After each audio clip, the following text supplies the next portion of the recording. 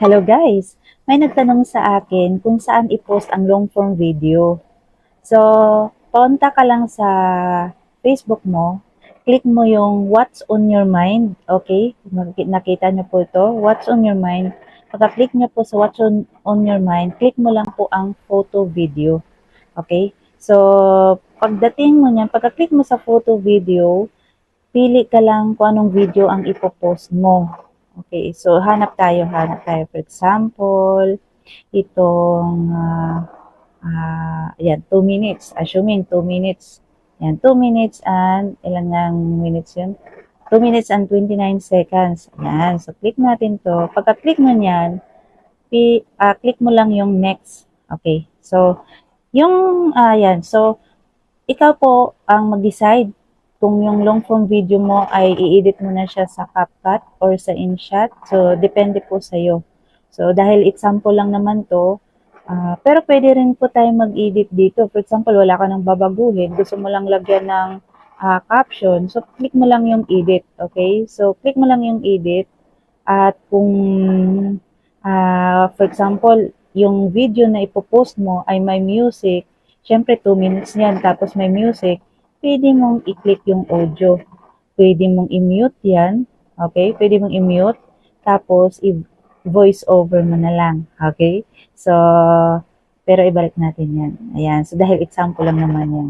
Then, kung for example, nagawa mo na, na-edit mo na, naglagay ka na ng voice over kasi may gusto mong i-mute yung video kasi may music. So, for example, tapos ka na, click mo lang yung done. Pagka-click mo sa done, syempre, mas maganda, alam niyo po, nakakaakit sa isang video. Kung long form video yan, pwede namang wala na. So, pwedeng ring wala na.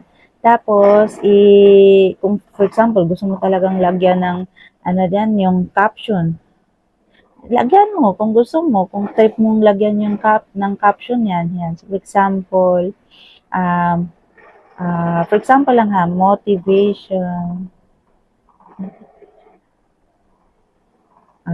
ano ba, motivations by our, for example lang to, yan, by our founder. Yan, by our founder. Si Daddy Press pa yan. Yan. Si Daddy Mayor po yan. Yan. Founder, ayan. So, assuming lang po to guys. Ganun. Hindi ko na mahabaan. Then, pwede mong lagyan ng kulay yan. So, pili ka, red. Then, kung, syempre, iayusin natin yan. Ayusin na yan. Ayan. So, click natin yan. Yung walang matatakpan. Yan. Pwede ganyan. Pwede ring i-adjust. So, yan. I-adjust natin. Kaya lang. Yan. So, ganon. Pwede i-adjust, pwede mong itaas, ayan. Ganon. Then, pagkatapos niyan, click mo lang yung next. Assuming tapos na, na-edit mo na, lagyan ng caption dyan. Assuming ang caption mo dyan ay mamili tayo. For example lang to, no? So, ayan. Example lang po yan, guys. Pero, hindi na natin yan. For example lang, caption mo, blah, blah, blah. So, ayan, gano'n. Then, hashtag. So, ganon. Yan. May mga hashtag na nakalagay dyan. So, pwedeng, kung ano ng mga hashtag, kung anong gusto mong ilagay dyan, hashtag, or kaya motivation yan, di ba? Pwede pong ilagay dyan, motivation. Motivation. Ayan, 127 million posts. Ayan, pwede mong piliin yan, ganon. Then, okay ka na sa caption. So, click mo lang yung, yan, okay ka na, no? For example, okay ka na.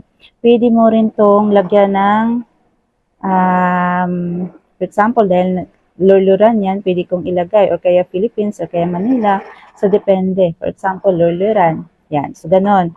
Importante din yun, may, tawag dito, address. Yan. Then, so, next po niyan, pwede ka mag-tag, nasa iyo yan. So, assuming lang yan. Then, click mo lang yung next.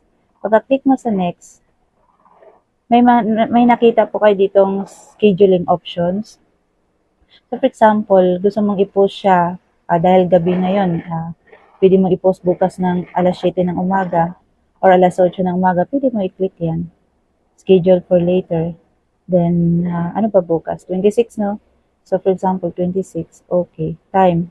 7 a.m. Assuming lang po. Ayan, 7 a.m. So, hindi ko na siya 7 a.m.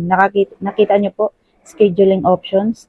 At November 26, 7 a.m. Pwede mong i-post yan. Ibig sabihin, bukas ng alas 7, may ipopost mo na. Pero, kung gusto mong may post naman kagad, i-ano natin to, post now lang. Yan, post now.